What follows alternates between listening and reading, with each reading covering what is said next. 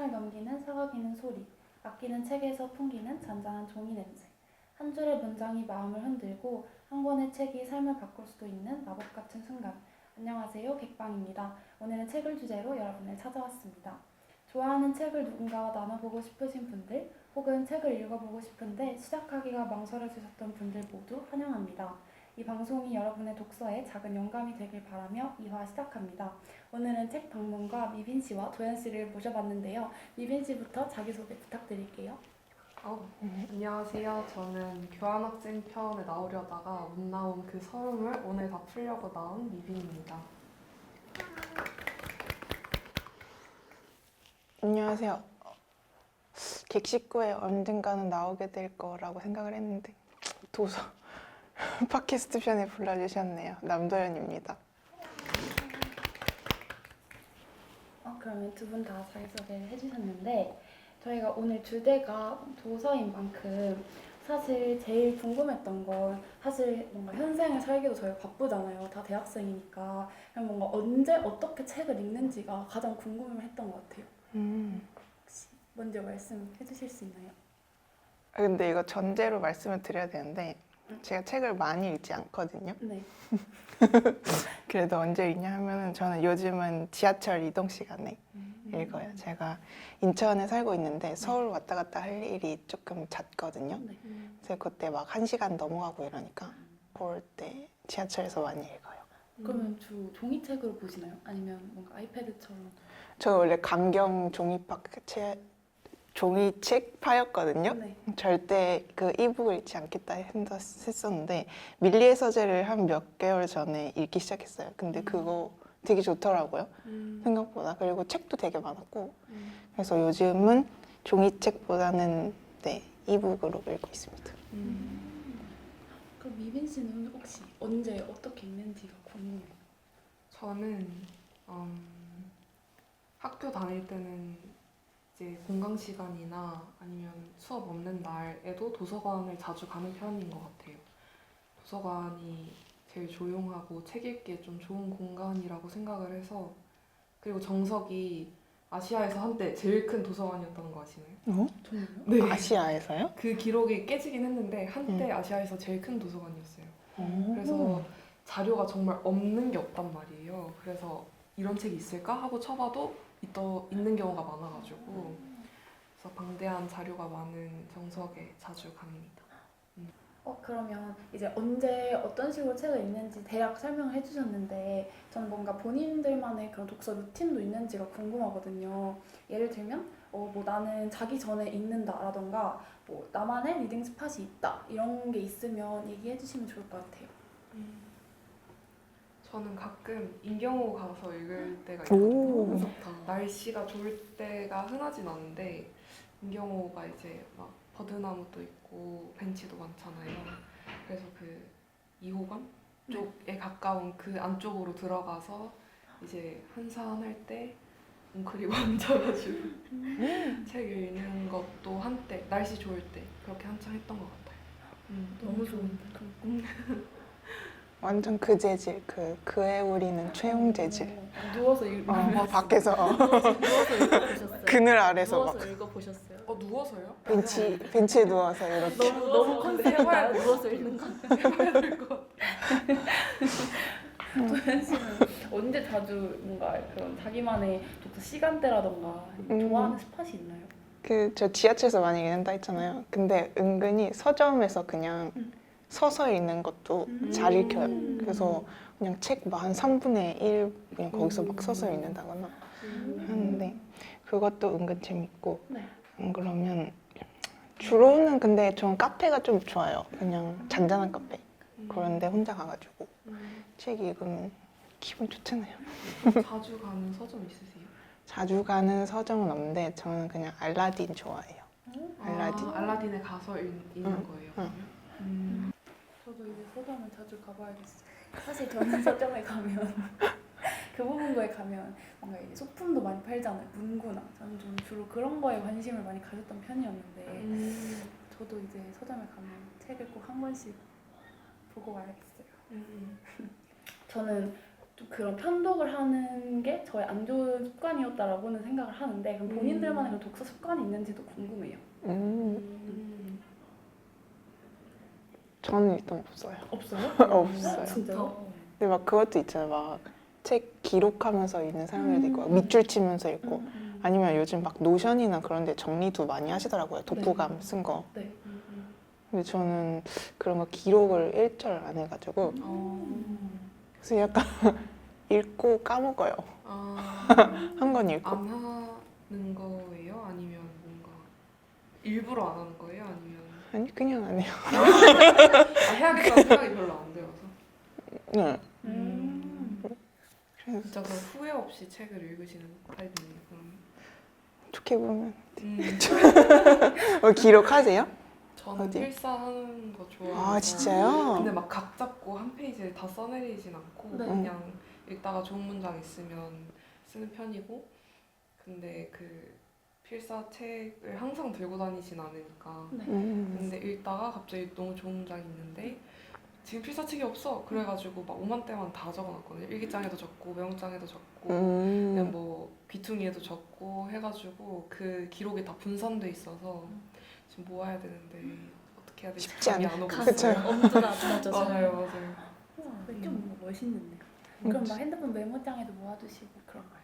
근데 제가 핸드폰 메모에 폴더가 되게 많거든요. 네. 이렇게 있거든요. 우와. 보여드려야 되나요? 헐. 이렇게 진짜 폴더가 좀 많은데요? 많은데 여기서 독서 기록에 174개가 있습니다. 오 소중한 메모장. 맞아요. 진짜 소중하다. 그러니까. 저도 약간 네. 필사까진 아닌데 네. 이제 소설이나 뭐 그런 거 있다가 음. 너무 좋은 내용이 있다 이러면 인덱스를 좀 많이 붙여두거든요. 나중에 이렇게 펼쳐서 다시 보려고 필사할 자신까지는 없고 필사도 근데 한번 도전을 해보고 싶었는데 좀 필사하는 기준 같은 게 있으신가요? 그러면은? 그냥 내 마음을 후드려 팬 문장. 내가 여기서 넘어갈 수 없는 문장. 이거가 딱 꽂히면 바로 적는 것 같고 그리고 뭔가 책을 읽다가 네. 제 생각이 들 때가 있잖아요. 이 내용에 대해서는 내 경험이 막 생각날 때도 있고 아니면 이거 반문하고 싶을 때도 있고 한데 책 읽다가 혼잣말하면 살짝 미친 사람 같아요. 그래가지고 책에다가 이제 말하는 식으로 끼적이는 거죠. 나는 이렇게 생각하지 않는데 이러면서 하거나 아니면 아 이랬던 게 기억이 난다 이러면서 같이 써놓거나 그러면은 책 내용도 훨씬 기억에 오래 남는 것 같고 네. 나중에 더 생각해볼 여지가 있는 것 같아서 그렇게 또 쓰는 것 같아요. 그거 좋은데요.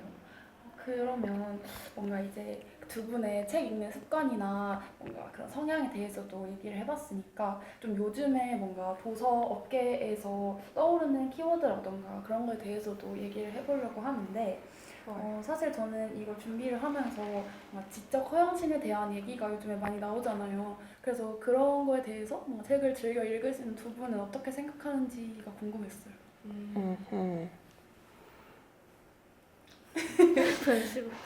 지적 허영심. 그 이동진 평론가가 말했나요? 지적 허영심이 뭐 좋다고 문화 향유하고 이러는데 좋다고 이렇게 말씀을 하셨는데 저도 일부 동의를 하는 게 왜냐면 만약에 책을 아예 안 읽던 사람이에요. 근데 만약에 지적 허영심으로 만약에 책을 읽기 시작했어요. 아니면 뭐 겉핥기라도 뭐 줄거리라도 보던가 이런 식으로 해서 조금 그래도 그 세계에 발을 들인 거잖아요. 그래서 그런 첫 시작으로 저는 괜찮은 것 같아요. 그리고 사실 비단 책뿐만 아니라 그냥 뭐 이런 문화 전반에 걸쳐서 그냥 뭐 지적 허영심이 있어야지 어느 정도 그 입문하는데 도움이 된다. 그렇게 생각을 합니다. 저는 네. 문학계에 허영이 필요하다고 생각해요. 약간 패션이나 네. 뭐 메이크업이나 여러 가지 분야들에는 허영을 이렇게 사실 촉구하는 분위기잖아요. 그쵸, 그쵸. 광고를 할 때도 이렇게 좀 더 써라 이런 식으로 광고도 많이 하고 그런 사람들에 대한 동경도 있는 사람들도 있고 한데 왜 지성은 허영이 안 되나 하는 생각도 들고 네. 사실 문학계가 힘들잖아요. 그쵸. 이 최근에 한강 작가가 노벨상을 타면서 이렇게 책이 굉장히 많이 팔렸는데 하여간 문학계는 힘들기 때문에 출판계도 그래서 저는 허영 너무 웰컴이고 그렇죠, 그렇죠. 그리고 사실 다시 그 말을 만들어낸 사람들의 시선을 생각해 보면 네. 지성이 허영으로 보이는 느낌이 어떤 거지? 라는 생각이 저는 좀 들거든요. 약간 아는 척하는 그런 게 지적 허영심이라고 한다면 사실 아는 척도 어쨌든 뭔가 알아야 할 수 있는 거잖아요. 그럼 그게 그냥 그 사람이 알고 있는 거를 조금 잘난 척하는 식으로 말해서 기분이 안 좋은 건가? 약간 그런 생각도 들고 약간 좀 저는- 꼬였다. 네. 이게 좀 있죠. 네. 그래서 도대체 지적으로 허용하다는 말이 어떤 말일까라는 그 해석이 좀 안 됐어가지고 이 말이 확 와닿진 않았던 것 같아요. 그래서 저는 뭐 책 읽는 거 너무 좋아해요. 어떻게 됐든. 그렇지. 그래서 뭐 그러니까 어느 정도의 투는 상상이 가요. 어떤 사람들을 봤을 때 지적 허영심이 그득하다라고 말하는지. 근데 어쨌든 아까 말씀하셨듯이 초반에는 그럴 수 있더라도 그 독서나 그 학습의 과정에서 결국 본인이 얻게 되는 게 어떻게든 있을 거라는 생각이 들어서 시간이 또 지나면 그 사람이 어떻게 바뀌는지 볼 수 있지 않을까. 그럼 뭔가 근본적으로 어쨌든 책을 읽으려는 노력이 들어가는 거기 때문에 사실 뭐 좋은 방향으로 나아갈 가능성이 높다라고 다 생각을 하시는 거죠. 그쵸. 그리고 뭐 좀 척하면 어때요? 2등 척하면 그쵸, 원래 그쵸. 세상은 다 척으로 돌아가는 건데 티 안 나면 돼. 맞습니다. 좀 연습하고 사는 거죠. 나 책 좀 읽는다 이러고. 근데 나쁜 것도 아니잖아요. 맞아요. 그러면 혹시 양산형 에세이에 대해서는 두 분 어떻게 생각하시는지가 궁금해요. 저 먼저 네. 그 최근에 유병재 씨 채널에 올라온 제목학원 그랑프리에서 음. 양산형 에세이 이름 대기가 있었거든요. 아, 네. 어제 나가 오늘의 나에게, 오늘의 나가 미래의 나에게, 내일의 나가 글피의 나에게 이런 식으로 계속해서 나가 무한 베리에이션이 가능하게. 돈을 모으지 말고 써라. 돈을 모으고 또 모아라. 돈을 쓰고 또 모아라. 이런 식으로 변주가 계속 가능한 그걸 보면서 굉장히 웃었던 기억이 나는데 네. 하여간 그만큼 되게 비슷한 제목의 에세이들이 서점의 매들을 꽉 채우고 있는 거를 사람들이 흔하게 볼 수 있는 상황인 것 같아요. 네. 근데 그만큼 근데 저는 사람들이 그런 제목에서 좀 위안을 받는 게 아닌가 하는 생각이 들거든요. 네. 왜냐하면 양산형 에세이가 시장을 장악했다라는 표현이 나오려면 사실 시장을 장악하려면 공급자 쪽에서 엄청나게 대량으로 물량을 뿌리거나 아니면 소비자가 엄청 소비를 해야 되는데 저는 후자 쪽인 것 같거든요. 소비자 쪽에서 엄청 많이 엄청 사죠. 이걸 원하기 때문에 계속해서 나오는 것 같고 그렇게 생각해보면 이전에 뭔가 자기계발서나 네. 에세이들의 류는 뭐 아파야 청춘이다 이런 식의 굉장히 좀 어떻게 보면 냉담한 시선에 자기에게 가혹한 그런 제목들이 많았던 것 같아요. 근데 요즘에는 좀 힘든 걸 힘들다고 말해도 괜찮다라는 그런 사회적 분위기가 좀 스며들고 있다고 생각이 들거든요. 네. 그치. 그래서 그런 분위기에 맞춰서 이제 사람들도 책을 고를 때 너무 나를 이렇게 채찍질하는 책만큼이나 좀 나를 받아주고 허용해줄 수 있는 돈을 써라고 그냥 얘기해줄 수 있는 그런 에세이를 원하는 게 아닌가 생각을 합니다. 그럼 혹시 도연 씨는 그 양산형 에세이에 대해서 어떻게 생각하시는지? 저 원래 에세이를 하나도 안 읽다가 네. 몇 년 전에 그 약간 이제 막 붐이 생긴다고 하나요? 맞아요. 그런 거 있을 때 서점에서 발견해서 한번 읽어봤었는데 사실 그거 제가 집어서 약간 훑어보게 된 이유가 네. 그냥 그 주변에 약간 힘든 친구들이 있었어요. 그냥 그런 책에 공감할 만한 그런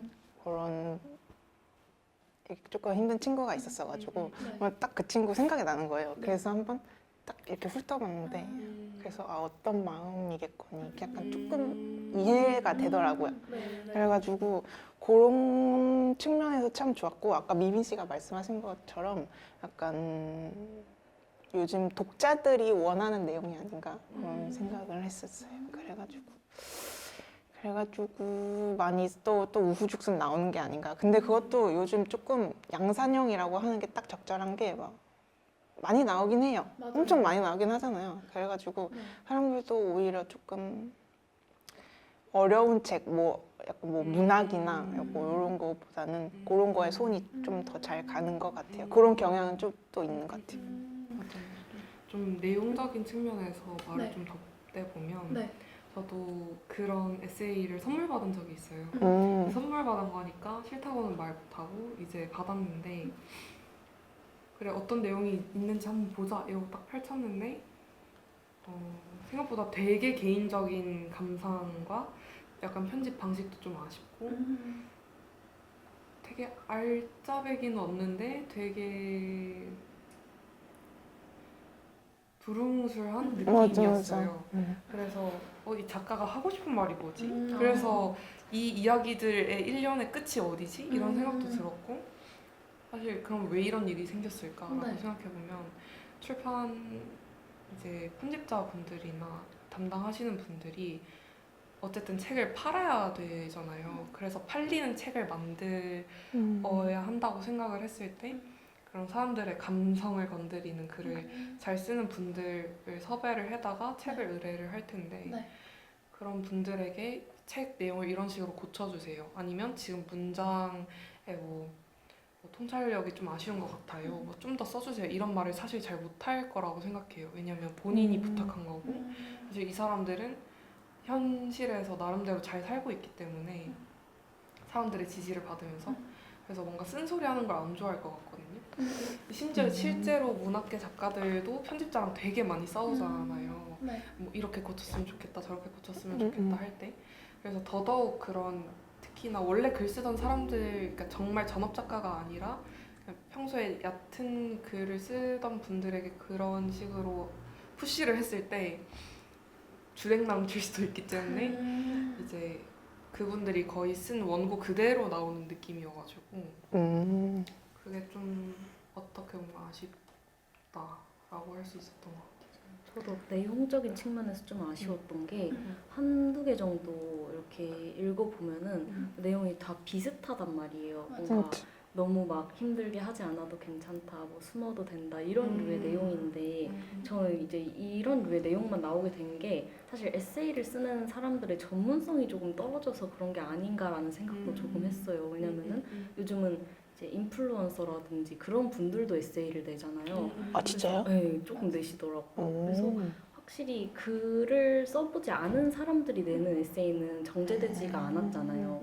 근데 또 거기다가 미빈 씨가 말씀해주신 대로 편집자의 개입이 많이 들어갈 수도 없는 구조고 그러다 보니까 더 내용이 좀 실속이 없어지는 게 아닌가 싶어서 그 부분이 아쉽긴 하더라고요. 어쨌든 한 개인이 자신의 경험과 생각들을 담아내는 에세이니까 조금 더 정제가 된다면 그 개인 자체만으로도 충분히 매력적인 글이 될 수 있었을 텐데 좀 이런 아쉬움은 좀 있었죠.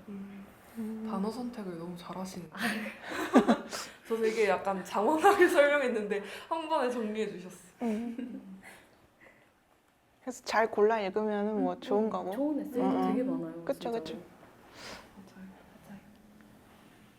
맞아요. 그러면 이제 뭔가 요즘의 독서 업계에 대한 그런 키워드에 대해서도 간단히 얘기를 해봤는데 전 또 궁금한 게 그러니까 저희가 뭔가 영화나 드라마를 보면서 인생에 큰 변화가 되는 계기가 되기도 하고 하잖아요. 그럼 책도 당연히 그럴 수 있을 거라고 느끼는데 두 분은 두 분의 가치관에 어떤 영향을 준 책이 있었는지 궁금해요.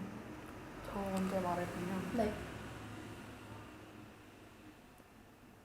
저는 지금 페스코 비건으로 살고 있는데 네.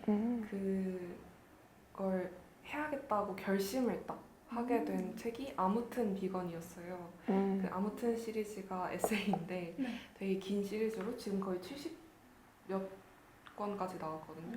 근데 그 중에 이제 비건에 관해 쓴 책인데 주변에 친구들 중에 비건을 시작한 친구들이 있었어요. 그래서 이게 환경과 관련이 돼 있고 이렇게까지 삶의 태도를 바꿀 수 있구나 하면서 충격을 받은 상태로 이게 뭘까 알아보고 싶었는데 이제 마침 수업 시간에 책을 골라서 읽어야 되는 그 과제가 있었고 그때 리스트 중에 아무튼 비건이 있었어요. 그래서 그거를 읽고 이제 알게 된 이상 무시를 못하겠다 해서 그때부터 시작을 하게 됐는데, 그때 읽었던 문장 중에 아직도 기억에 마음에 항상 남아있는 문장이, 비건의 핵심은 단절이 아니라 연결에 있다 라고 하는 문장이 있었어요.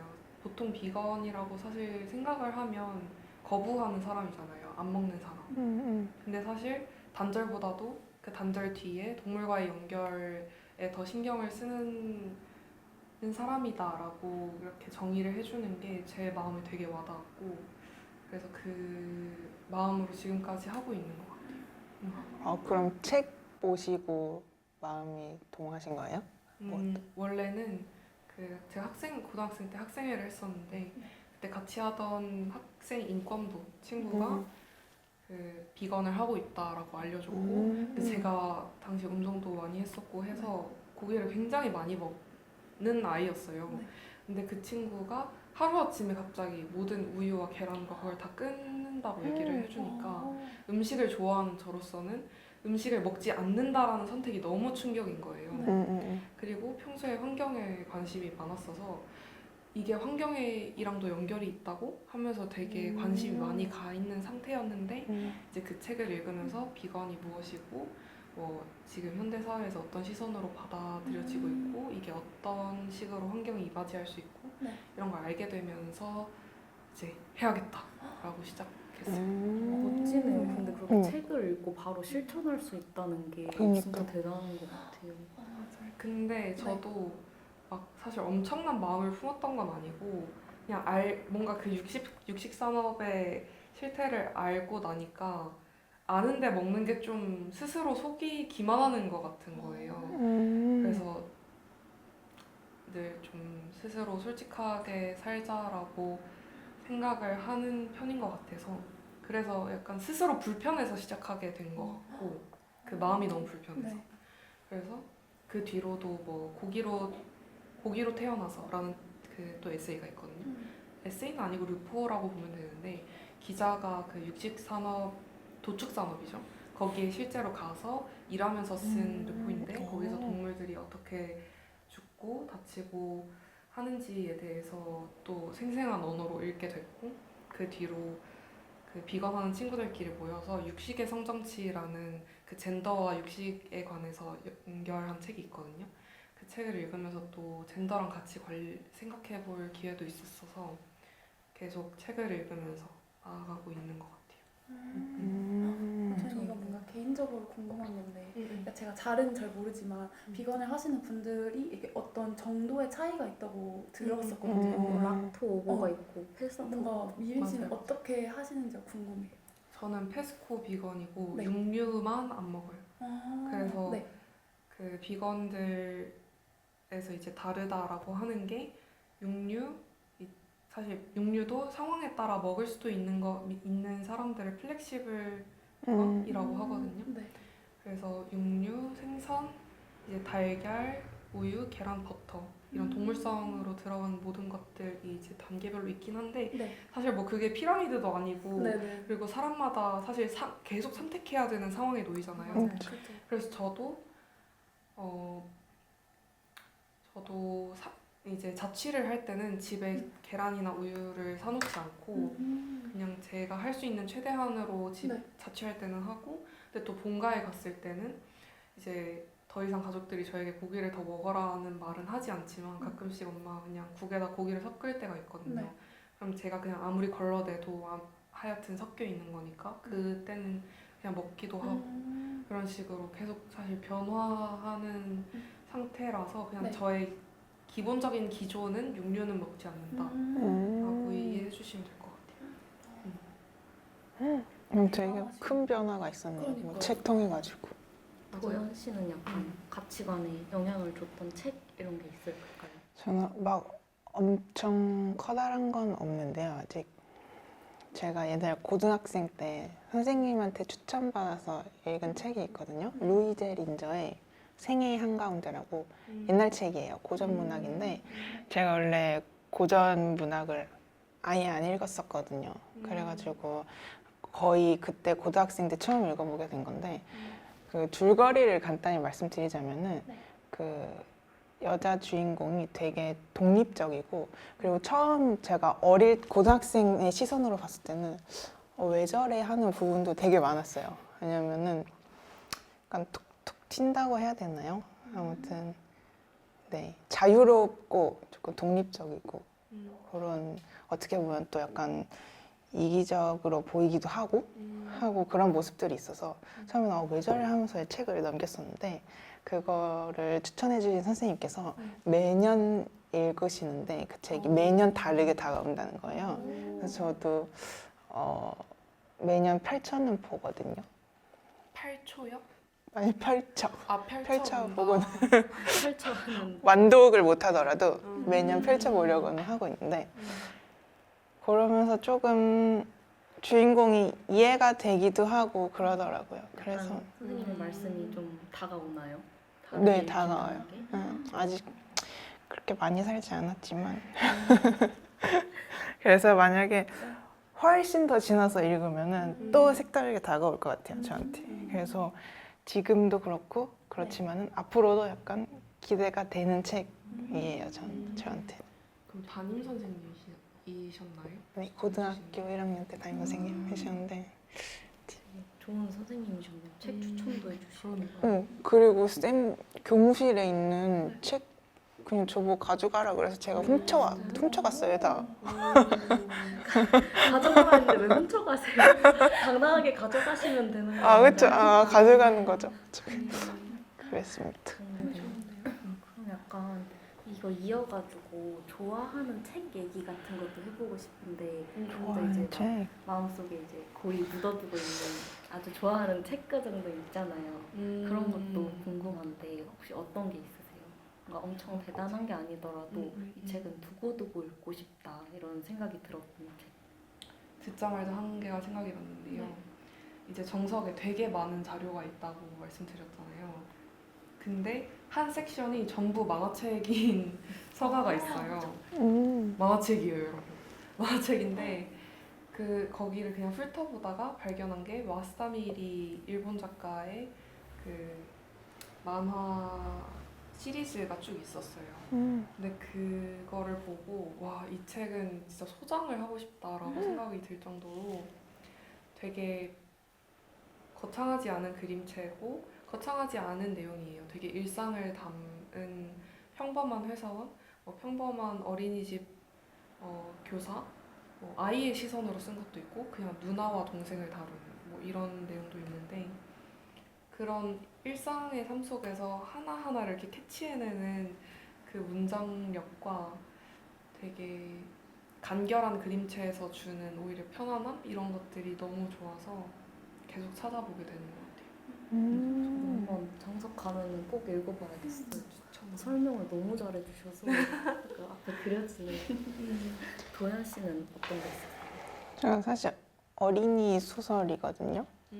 근데 저도 어릴 때 읽은 건데 그게 저는 아직까지도 좋아요. 그게 판타지 소설이어가지고 약간 결이 해리포터 약간 그런 결이거든요. 근데 저는 어릴 때 해리포터를 안 읽고 그걸 읽었었는데 제목은 데런시엔이고요. 작가도 데런시엔이에요, 이름이. 그래서 그게 뱀파이어 되는 이야기인데 약간 약간 그런 느낌인데 되게 재밌어요. 그래서 이거 시리즈로 한 12권인가 나와 있는데 근데 되게 재밌고요. 그리고 다들 이렇게 그거는- 주섬주섬 적어온 게 아니. 너무 저도 적어왔거든요.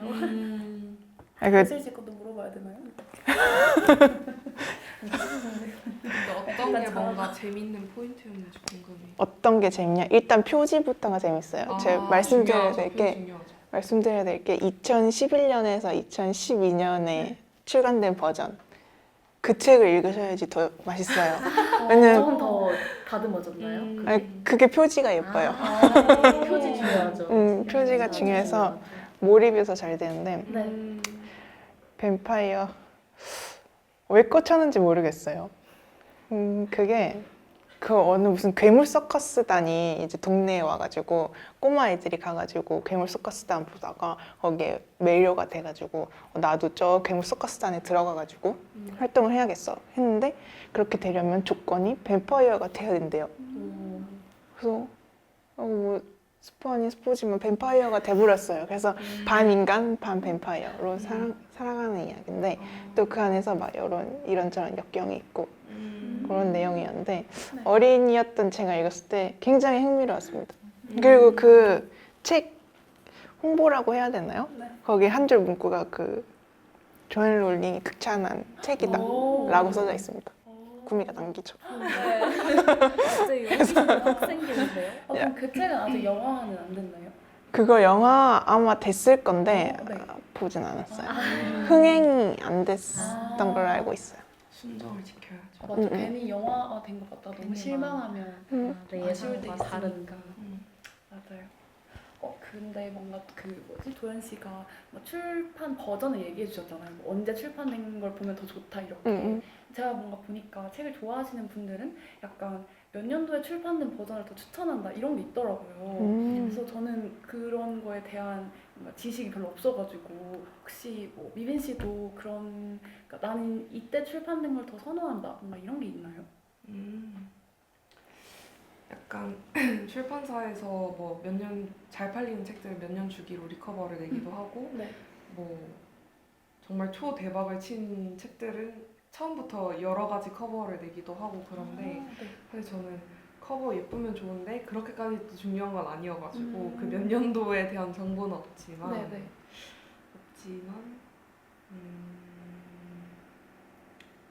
그냥 초판이면 사인이 적혀 있거든요. 맞아요. 그거는 좋아요. 좀 받으면 기분이 좋은. 그 출간하자마자 샀을 때 그 네. 짜릿함? 그건 좀 있는 것 같아요. 예슬 씨도 그런 게 있나요? 저는 네. 저도 약간 미빈 씨랑 동일하게 뭐 표지에 엄청 신경을 쓰는 건 아닌데 저는 이제 해외 문학이라든지 해외 책 위주로 되는 건데 그런 건 아무래도 번역이 돼서 한국으로 들어오잖아요. 그런데 번역이 초반에는 좀 엉성했다가 나중에 가면은 맞아. 되게 괜찮게 번역이 되는 것들이 있단 말이에요. 뭐 예를 들면 데미안 같은 음. 알은 세상에 나오기 위해 투쟁한다 같은 그런 문구처럼 투쟁한다로 나중에 바뀌었잖아요. 저는 그래서 데미안이 2권이 있거든요, 집에. 오. 그래가지고 그런 것처럼 좀 번역본이 더 마음에 들게 바뀌었다라는 얘기가 들리면은 이제 하나 더 사고 그런 거 같아요. 되게 중요한 얘기 해주셔요. 그렇죠.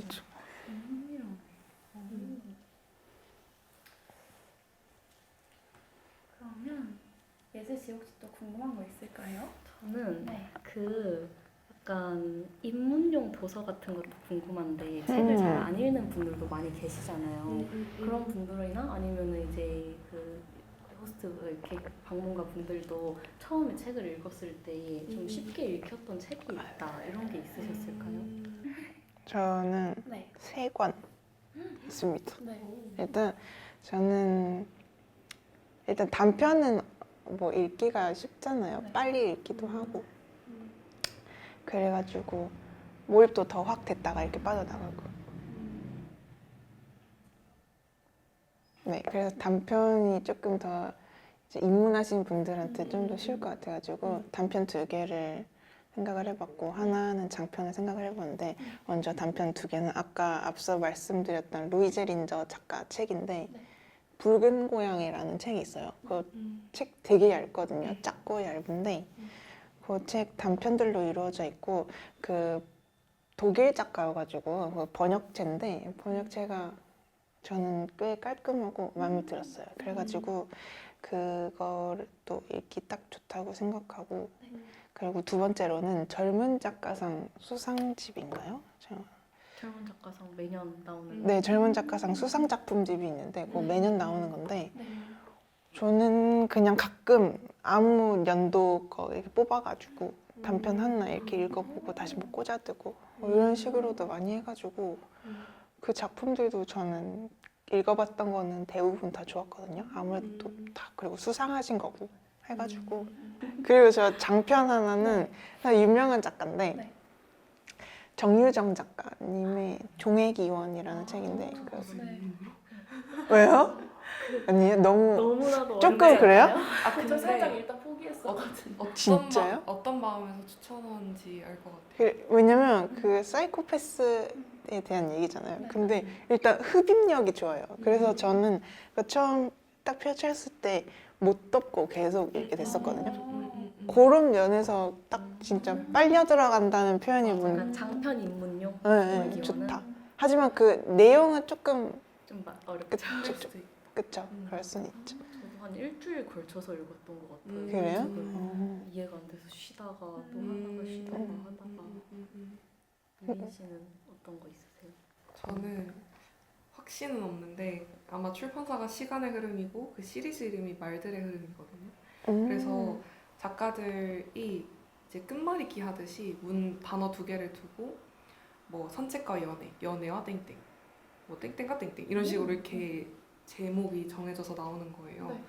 근데 내용 이제 작가들 중에는 시인도 있고 소설가도 있고 평론가도 있고 되게 다양한 직업군의 사람들이 나오는데 그 주제별로 쭉 써내려 갔을 때 내가 생각했던 주제와 매우 다른 게 나오기도 하고 혹은 더 나아가서 많은 이야기를 들려주는 책이라서 되게 가벼운 마음으로 들고 다니면서 여러 번 읽기 좋았던 것 같아요. 저는 특히 담배와 영화라는 금정현 작가 편도 좋아하고 아니면 산책과 연애였을까요? 그 책도 굉장히 좋아합니다. 되게 독립영화 제목 같아서 좋은데. 맞아요. 그리고 네. 이제 개인적인 애정이지만 시집을 오. 너무 추천하고 와, 싶어요. 해주세요. 저 해주세요. 몰라가지고. 사실 시집이 약간 뭐랄까요 접근성이 그렇게 높은 편이 아닌 것 같아요 사람들한테. 그쵸. 왜 그럴까 생각을 해보면 그냥 시를 많이 안 읽혀서 그런 것 같거든요.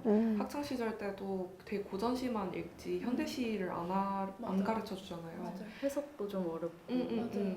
근데 저는 그냥 시는 자기 마음대로 읽으면 된다고 생각하고 저는 시와 소설의 뭔가 차이점, 시만의 특징이라고 생각하면 정말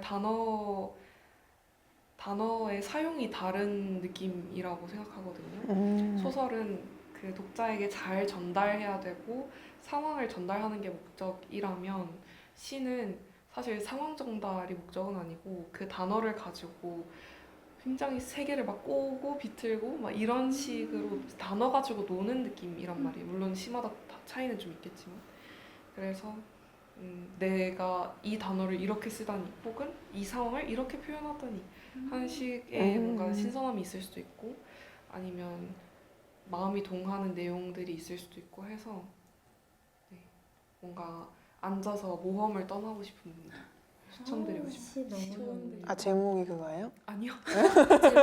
제목을 시집 같은 거. 그러면 저는 제가 정말 재밌게 읽었던 시집이 네. 문보영 시인의 모래비가 내리는 모래서점. 저도 읽었어요. 정말 그래서 그래요? 처음에는 빌려 읽었다가 소장해서 지금 또 갖고 있고 진짜 좋아. 맞아요. 아니면 좀 다정하고 친절한 시를 꼽자면 안미옥 시인의 저는 많이 보고 있어요 라는 시가 있어요. 그것도 추천하고 아니면 되게 독특한 세계인데 또 다정한 시선을 갖고 있는 황희찬 시인 시집도 추천드리고 아니면 되게 기괴한 느낌의 히스테리아나 아마 괴기한 날씨의 얼굴들 괴괴한 날씨의 얼굴들 이런 시집이 있어요. 그것도 되게 재밌게 읽어서 추천드려요. 되게 많이 해주셨네. 사실 뭔가 제가 생각했을 때는 약간 초중고 이렇게 국어 수업에서 저희 우리나라는 약간 시를 좀 그러니까 확정적으로 해석을 하게 하는 그런 게 있잖아요. 그래서 좀 거부감이 없잖아 있을 수도 있을 것 같은데 나는 이렇게 생각하지 않는데 이렇게 배워야 시험에 맞는다 이런 게 좀 많잖아요. 뭔가 미빈 씨가 말한 것처럼 좀 뭔가 시를 노래처럼 그냥 내가 원하는 대로 편하게 해석해도 맞아요. 된다라는 마음을 가지면 좀 좋을 것 같다는 생각이 들어요. 근데 저도 항상 약간 정해져 있다고 생각을 했어요. 해석이. 그죠? 약간 시가. 근데 그냥 내 생각대로 그냥 뭐 해석하고 하면 너무너무 흥미롭게 다가올 것 같아요. 또. 맞아요. 그쵸? 정말. 그쵸? 또 사람마다 꽂히는 단어가 다르고 네. 꽂히는 구절이 다르기 때문에 정말 다를 것 같고 이 타이밍 혹시 홍보하면 네. 얼마든지. 이제 제가 속한 한국어문학과 시학회인 청하에서 네. 2024년도에 학회원들이 쓴 시를 모아가지고 이제 시집을 발행했는데요. 제목은 신체 조형이라는 시집이고 이제 표지는 학회장인 성우신 양이 이제 굉장히 발품을 팔아가지고 본인이 제작한 표지고 너무 예쁘죠? 너무 좋은데요? 그 사진 동아리 이미지에 학회장했던 친구거든요. 그래서 사진에 또 일가견이 있는. 너무 탐나는. 그래서 또 학회원뿐만 아니라 네. 이전 저희 청아가 81학번부터 이어져 오고 있어요. 그래서 81학번부터 쭉 이제 연락을 드려가지고 혹시 시를 싣고 싶은 분은 보내주셔도 된다 해서 앞부분에는 지금 한국어문학과 교수님이신 이병국 시인님의 시도 실려 있고 되게 많은 시들이 되게 정갈하게 담겨 있어요. 제 시도 5편 실려 있습니다. 오, 진짜요? 저 꼭 살게요. 네, 아마도 곧 판매 링크가 올라갈 것 같아서 네. 많은 관심 부탁드립니다. 좋은데요? 너무 좋아요. 저희 꼭 링크도 달아드리겠습니다. 좋아요. 네.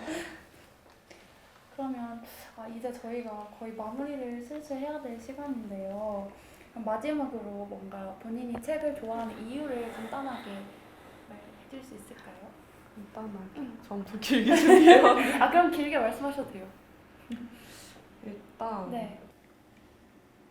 이제 저는 운동도 하고 책도 읽다 보니까 의외라고 생각하는 사람들이 있어요.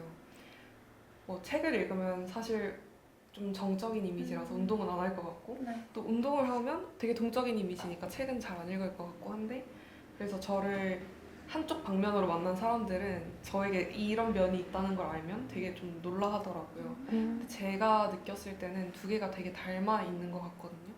왜냐면 운동 중에 특히나 달리기를 한다고 생각하면 전 동적인 동시에 되게 정적이라는 생각이 들어요. 왜냐면 달리는 동시에 머리는 완전 비워지거든요. 그래서 몸은 계속 움직이는데 안에는 되게 비워지는 느낌? 그래서 저는 오히려 달리기를 끝내고 나면 되게 차분해져요. 근데 반대로 이제 책 읽기는 겉으로 보기에는 가만히 있는 것 같고 되게 움직임도 없는데 사실 머릿속에서는 굉장히 뭐가 빠르게 많이 움직이고 느끼는 것들이 많고 해서 책 읽고 나면 흥분하는 경우가 많거든요. 그래서 막 누구 붙잡고 막 얘기하고 싶고 그래서 혼자 메모장에 막 써내려갈 때도 있고 한단 말이죠. 그래서 저는 책 읽기라는 그 독서가 가진 뭐랄까요? 앉아있지만 계속해서 내 세계가 넓어지는 그 느낌, 뭔가 다른 세계로 갔다가 올 수 있는 느낌, 아니면 다른 사람의 삶을 잠깐 이렇게 맛보고 오는 그 느낌이 가만히 있는데 그런 일이 사실 일어난다는 게 너무 그 뭐랄까요? 행동의 양식에서 좋아하는 편이고 또 그 책의 물리적인 형태 자체도 되게 좋아하는데 책이 갖는 그 단단함, 안정감, 그리고 책을 넘길 때 그 느낌, 뭐 띠지부터 해서 책 표지, 속지, 책의 질감이 뭐고 페이지 번호 어디 찍혀 있고 안에 소제목이 있고 없고 뭐 가운데 그림이 들어갔냐 안 들어갔냐 아니면 맨 마지막에 커버 뒤쪽에 추천사가 있냐 아니면 뭐 다른 사람 책 속에서 인용한 말이 있나 아니면 시집의 경우에는 그 시의 말이라고 적혀 있는 게 있거든요. 시인의 말도 아니고 시의 말이에요. 그거를 모아서 또 출판한 책이 있거든요. 그걸 보는 것도 너무 좋아하고 그래서 그냥 책이라는 물리적인 형태가 갖는 즐거움도 좋아해서 여러모로 책을 사랑하고 있습니다. 진짜 사랑입니다. 너무 진짜? 좋네요. 보현 씨는 어떤 이유로 책을 좋아하시나요? 책을 근데 네. 사실 뭐 좋아하는데 뭐 명확한 이유를 가지는 게 그냥 세상을 넓게 봤을 때 뭐 이렇게 명확하지 않은 경우도 많잖아요. 뭐 내가 뭐 얘 좋아하는데 명확하지 않은 경우도 많고 예를 들어서 장난 약간 그런 것처럼 그냥 저도 어릴 때부터 읽었거든요. 도서관 어릴 때부터 자주 갔고 그리고 계속 읽어왔고 커가면서도 그러다 보니까 그냥 떼놓을 수가 없어서 그냥 계속 좋아하는 것 같아요. 근데 저도 요즘 뭐 넷플릭스나 이런 영상 콘텐츠들 사실 너무너무 재밌잖아요. 그래가지고 그거 보는데 책이 후순위가 돼요. 저도 네. 그냥 책 읽다가도 덮고 누워서 넷플릭스 보고 그런데도 나중엔 또 언젠가는 또 책이 생각나는 때가 또 있더라고요. 그럼 그럴 때 또 책 집어서 읽으면 되고 그리고 내가 뭐 꼭 하루에 아니면 뭐 한 달에 내가 꼭 책을 얼마나 읽겠어 뭐 정해두고 읽는 것도 뭐 목표 정해두고 읽는 것도 좋지만은 저한테는 그냥 뭐 내킬 때 읽는 게 더 좋더라고요. 그래가지고 그런 식으로 그냥 떼놓을 수 없는 것 같아요. 그래서 좋아하는 것 같지. 또 계속 한 켠에 있는 느낌. 또 약간 책이 그게 재밌더라고요. 만약에 예를 들어서 흑발의 저간을 가진 서늘한 인상의 여자를 상상해봐라 라고 하면은 각자 이렇게 생각하는 이미지가 다 다르게 표현이 되거든요.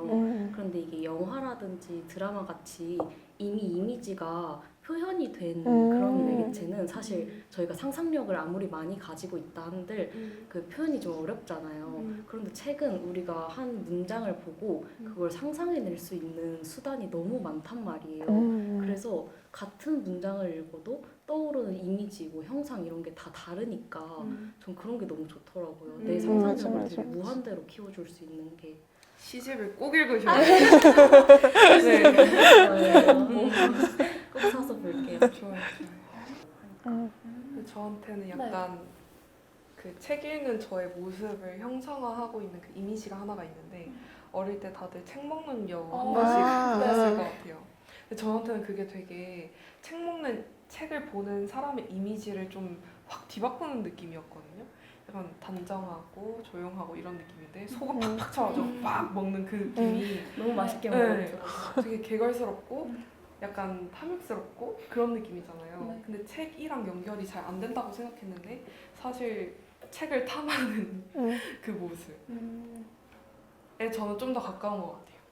사실 조용하고 차분하게 책을 고르지만 안에서는 책 먹는 여우가 살고 있다.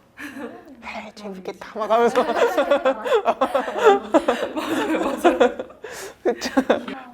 오늘 객방에서 책에 대해서 저희가 많은 이야기를 나눠봤는데 함께 해주신 두 분은 오늘 어떠셨는지 간단하게 부탁드릴게요. 저는 생각보다 이 시간을 채우기 힘들 거라고 생각했어요. 네. 그래서 막 계속 정적이 있는 거 아니야? 막 이랬는데 얘기하다 보니까 이 작가 얘기도 하고 싶고 이 책 얘기도 하고 싶고 그죠? 네. 계속 뭔가 떠오르긴 하네요. 그래서 너무 시간 잘 가고 재밌었어요. 그리고 저는 약간 소설만 많이 읽는 편인데 그러니까 뭐 시 추천해 주신 거나 뭐 산문 추천해 주신 거 이런 것도 저 흥미가 생겨가지고 한번 찾아볼 것 같아요. 예인 씨는 어떠셨나요? 일단 못한 얘기가 너무 많고요. 오프 더 레코드를 많이 네. 저희 또 만나요. 네, 그래서 이 뒤에 모임이 계속 이어질 것 같다는 확신이 들었고요. 그래서 저도 오늘 멀리서 왔거든요, 의정부에서. 의정부요? 네, 동생 집이 거기라서 정말요? 이제 멀리서 오면서 네.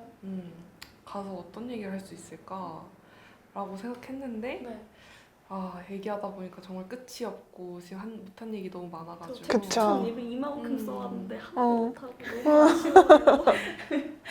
이런 얘기를 할 수 있게 마련해주신 우리 객식구분들 너무 감사하고 이 방송으로 또 더 많은 사람들이 연결돼서 또 만나면 좋겠다라는 생각도 듭니다. 감사합니다. 좋아요. 너무 두 분 진심을 다해서 얘기해 주셔가지고 너무 감사해요, 진짜로. 재밌었습니다. 책 한 권은 누군가에게는 단순한 종이 묶음일 수도 있지만 또 누군가에게는 시간과 공간을 넘어 다른 세계로 데려다주는 마법이 될 수도 있다는 버지니아 울프의 말처럼 책은 굉장히 매력적인 매체인 것 같아요. 오늘 우리가 나눈 이야기들이 여러분의 독서 여정에 작은 이정표가 될 수 있길 바라며 오늘 방송 마무리하겠습니다. 다음에도 여러분의 한 페이지를 채울 수 있는 이야기로 돌아오겠습니다. 지금까지 객방이었습니다. 안녕히 계세요.